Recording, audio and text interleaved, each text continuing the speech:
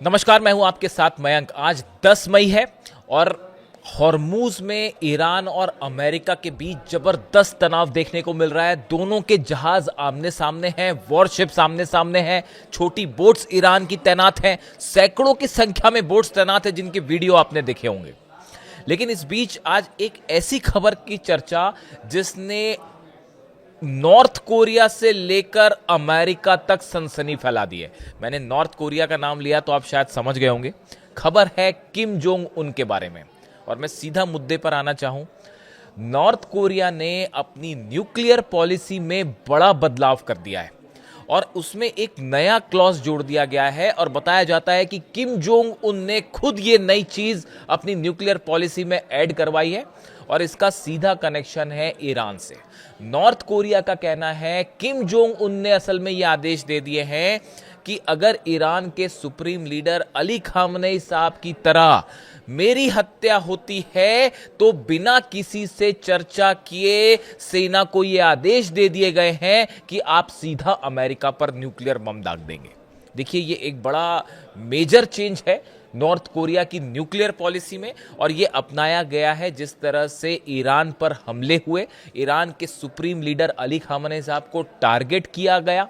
उसके बाद north Korea ने अपनी न्यूक्लियर पॉलिसी टोटली बदल दी है, उसमें काफ़ी परिवर्तन कर दिए हैं। बहुत तेज़ी के साथ काम हो रहा है वहाँ पे न्यूक्लियर, ना सिर्फ आर्मामेंट्स में बल्कि न्यूक्लियर मिसाइल्स को लेकर, आईसीबीएम्स को लेकर, न्यूक्लियर सबमरीन्स को लेकर तेज़ी से काम हो रहा है। लेकिन इस बीच चूंकि इस तरह की बातें होती हैं कि वेनेजुएला पर हमला हुआ, ईरान पर हमला हुआ, क्या अगला नंबर नॉर्थ कोरिया का हो सकता है? देखिए, जापान को लेकर टेंशन, हलचल बढ़ी हुई है, लेकिन हालांकि वो जापान के जरिए डोनाल्ड ट्रंप चीन पर दबाव बनाना चाह रहे हैं, लेकिन नॉर्थ कोरिया भी इसको लेकर अलर्ट है। और देखिए, एक बड़ी मीटिंग होती है जिसमें नॉर्थ कोरिया की सेना शामिल थी, वहाँ की पार्टी के जो बड़े नेता थे वो शामिल थे और इस बैठक में किम जोंग उन की तरफ से ये बात कही गई कि अगर आने वाले भविष्य में किम जोंग उनको यानी उन्हें किसी भी तरह का उन्हें निशाना बनाने की कोशिश की जाती है, यानी कि अगर उन पर हमले की कोशिश होती है या उनका असैसिनेशन होता है, उनकी हत्या होती है, तो ऐसे में सेना को आदेश है कि बिना किसी से चर्चा किए, बिना वक्त गंवाए सीधा अमेरिका पर न्यूक्लियर बम दाग दिया जाए। आईसीबीएम्स के जरिए अमेरिका पर न्यूक्लियर अटैक कर दिया जाए, साउथ कोरिया पर अटैक कर दिया जाए, इस तरह के आदेश दे रखे हैं। देखिए, हमेशा से यह कहा गया कि न्यूक्लियर बॉम्ब जो है एक डिटरेंट है। अगर आपके पास न्यूक्लियर बम है तो कोई देश आप पर हमले की हिम्मत नहीं करेगा। अब इसमें एक कदम आगे बढ़ गए हैं किम जोंग उन और खास तौर पर अली खामनेई साहब के असैसिनेशन के बाद बताया जाता है कि जब अली खामनेई साहब का असैसिनेशन हुआ तो इस बात को लेकर किम जोंग उन खासे नाराज थे और उनको ये लग रहा था कि अगला हमला उन पर भी हो सकता है, तो इसका उन्होंने एक ऐसा इंतजाम कर लिया है ताकि अब उन पर कोई हमला करने की हिम्मत ही ना करे। उन्होंने सीधे आदेश दे दिए हैं कि अगर मुझे टारगेट करने की कोशिश भी हुई, हत्या तो दूर की बात है, अगर किसी तरह से मुझे टारगेट करने की कोशिश होती है तो आदेश है सेना को कि आप बिना किसी से चर्चा किए न्यूक्लियर बम दाग दीजिए। इस तरह की खबरें आ रही है नॉर्थ कोरिया से और ये नॉर्थ कोरिया के न्यूक्लियर प्रोग्राम में एक बड़ा मेजर शिफ्ट कहा जा रहा है। देखिए, कई सारे एक्सपर्ट इस तरह की बात करते हैं कि अगर नॉर्थ कोरिया के पास न्यूक्लियर बम हो सकता है, किम जोंग उन के पास न्यूक्लियर बम हो सकता है, तो ईरान के पास क्यों नहीं हो सकता न्यूक्लियर बम?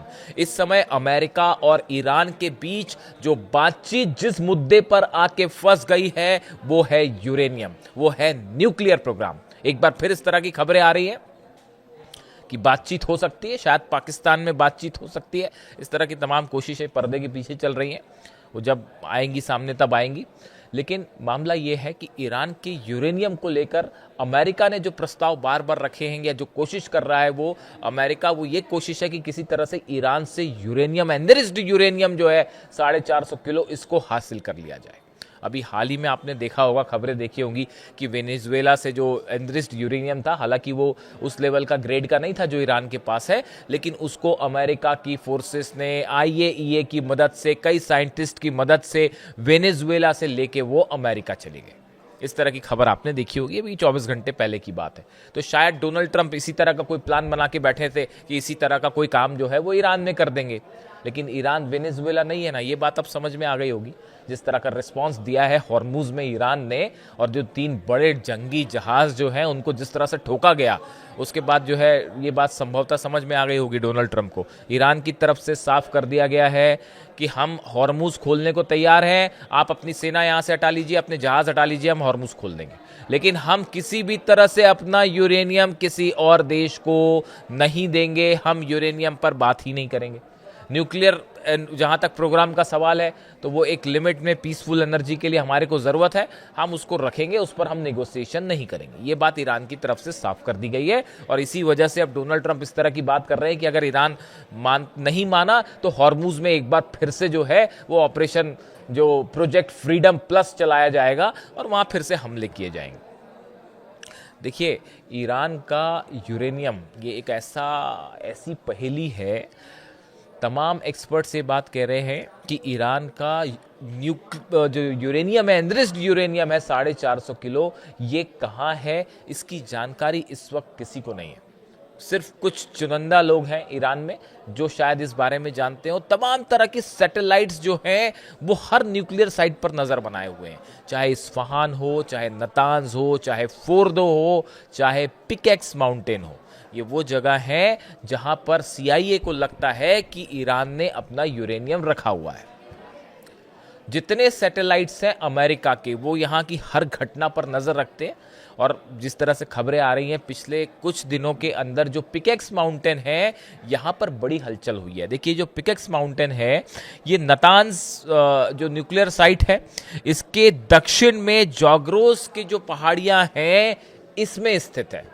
यानी ये एक ऐसा किला कह लीजिए आप इसको, ग्रेनाइट की चट्टानों से बना, जिसके नीचे अमेरिका का कहना है, CIA का कहना है कि इसके नीचे एक बड़ा न्यूक्लियर पावर प्लांट चल रहा है जो किसी बंकर बस्टर बम से तबाह नहीं हो सकता। वो ग्रेनाइट की पहाड़ियाँ हैं, जाग्रोस पर्वत श्रेणियाँ हैं, उसके नीचे ये न्यूक्लियर बड़ा प्लांट हो सकता है जिसके बारे में कोई नहीं जानता, और यहाँ पे तमाम तरह के सेंट्रीफ्यूजेस भी हो सकते हैं। इस तरह की भी बातें कही जा रही है।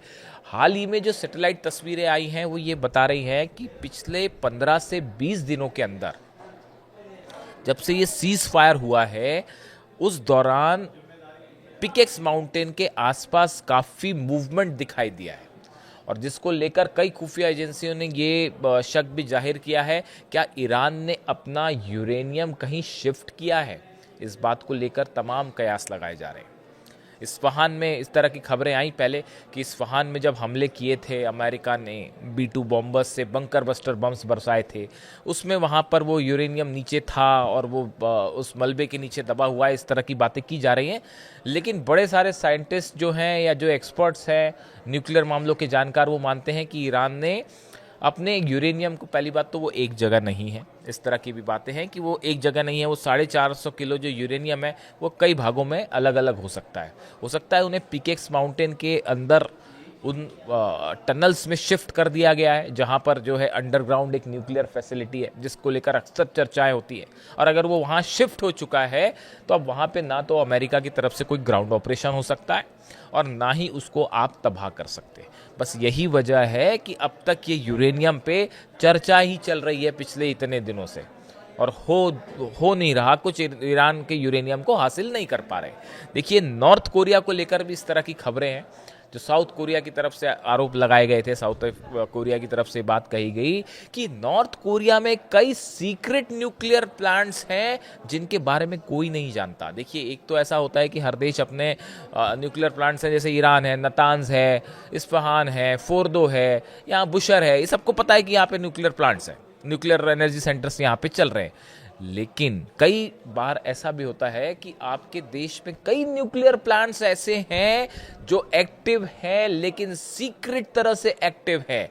यही कहना था साउथ कोरिया का कि किम जोंग उन ने कई ऐसे प्लांट्स बना रखे हैं जहां न्यूक्लियर प्रोग्राम तेजी से चल रहा है, जहां पे परमाणु बम जो है 6 बार परीक्षण कर चुका है नॉर्थ कोरिया, यहां पर उसको तेजी से हथियारों के रूप में कन्वर्ट करने का काम चल रहा है, न्यूक्लियर सबमरीन्स का काम चल रहा है, इंटरकॉन्टिनेंटल बैलिस्टिक मिसाइल्स जो है उसको मजबूत करने का काम चल रहा है। यानी ये खास तौर पर ईरान पर हमले के बाद से और विशेष तौर पर अली खामेनेई साहब पर हमले के बाद नॉर्थ कोरिया इस बात को सुनिश्चित करना चाहता है कि जो गुस्ताखी अमेरिका ने ईरान के साथ की वो नॉर्थ कोरिया के साथ नहीं होनी चाहिए, और जो अली खामेनेई साहब पर जिस तरह से असैसिनेशन हुआ वो किम जोंग उन के साथ ना हो। इसके लिए पॉलिसी पुख्ता सील प्रूफ कर दी गई है कि अगर नॉर्थ कोरिया पर हमला हुआ कुछ सोचने की जरूरत नहीं है, आप सीधा एटम बम दाग दीजिए।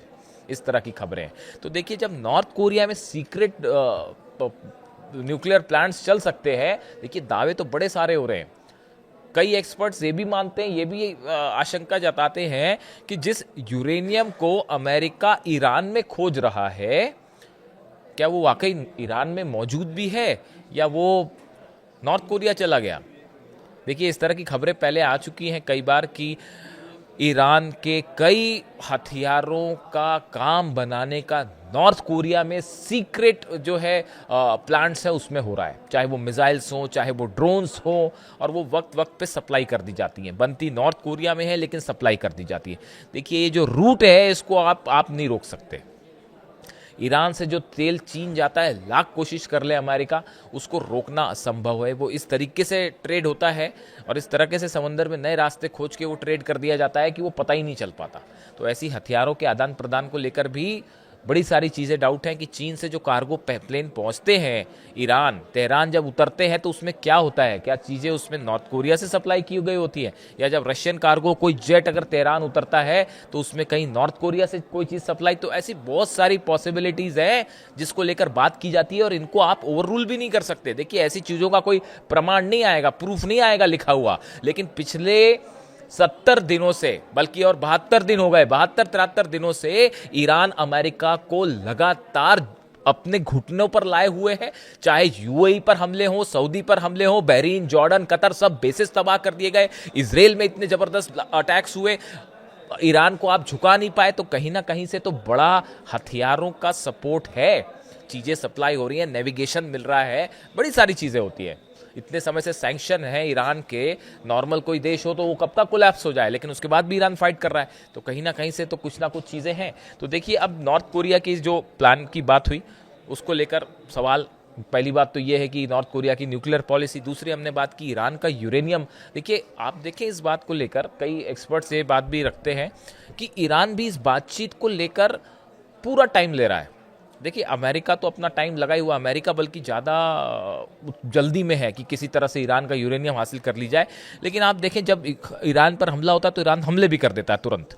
वो यूएई पे भी उसने मिसाइल मार दी 2-3 बार, और जो है हॉर्मूज में भी भिड़ गया। लेकिन फिर जब बातचीत वाली बात होती है तो ईरान कहता है अच्छा हाँ ठीक है, हम विचार करते हैं आपके प्रस्ताव पर। फिर वो बातचीत वाली बात चलने लगती है। हो क्या रहा है समझिए, ईरान कहीं झुक नहीं रहा है, या बातचीत करने के लिए ईरान उतावला नहीं है। ये एक स्ट्रैटेजी भी हो सकती है कि ये टाइम बाइंग स्ट्रैटेजी है, और एक दिन आप सो के उठें और पता चले, खबर आए कि पिकेक्स माउंटेन के आसपास जो है वो एटमी धमाका हो चुका है और ईरान अब न्यूक्लियर स्टेट है। क्या ऐसा भी है? इस तरह की भी कई साइंटिस्ट इस तरह की भी आशंका जता रहे हैं कि भाई ये भी संभावना है कि जो टाइम पीरियड बाय किया जा रहा है बातचीत के नाम पे, क्या ईरान का पिकेक्स के माउंटेन्स के नीचे तेजी से कोई फाइनल स्टेज में है न्यूक्लियर प्रोग्राम? इस तरह की भी पॉसिबिलिटीज तो बहुत सारी हैं। लेकिन अब देखिए, हकीकत जो ये है कि हॉर्मूज को लेकर मामला हॉर्मूज में भले फंसा हो कि कैसे हॉर्मूज खुलेगा नहीं खुलेगा, लेकिन जो असली कोर इशू है, अब आप पाकिस्तान में बात होती नहीं होती, कहीं और बात होती नहीं होती, ये तमाम चीज़ें हैं। लेकिन यूरेनियम को लेकर, न्यूक्लियर प्रोग्राम को लेकर दोनों में डेडलॉक है, और ये डेडलॉक आप किसी भी शर्त पर कुछ भी बात करते रहे, किसी चीज़ का कोई नतीजा नहीं निकलेगा जब तक यूरेनियम को लेकर कोई समझौता नहीं होता। और ईरान का स्टैंड साफ है, ईरान अपना यूरेनियम किसी कीमत पर नहीं देगा, इसके लिए चाहे जंग ही क्यों ना करनी पड़ जाए। और इस बीच नॉर्थ कोरिया की ये पॉलिसी, जिसको लेकर बार बार ये कहा जा रहा है कि भाई अगर नॉर्थ कोरिया के पास न्यूक्लियर बम हो सकता है तो ईरान के पास क्यों नहीं हो सकता, इस तरह के सवाल उठने लगे। और जो चर्चा की हमने कि नॉर्थ कोरिया की न्यूक्लियर पॉलिसी, कि किम जोंग उन कह रहे हैं कि अगर मेरी हत्या हुई या मेरे पर हमला हुआ तो आप कुछ मत सोचिए, सेना को सीधा आदेश है, सीधा आप न्यूक्लियर स्ट्राइक कर दीजिए। आपकी क्या राय है? वीडियो कैसा लगा कमेंट करके ज़रूर बताएं, और अपनी राय रखिए कि ईरान का अगला कदम क्या होना चाहिए।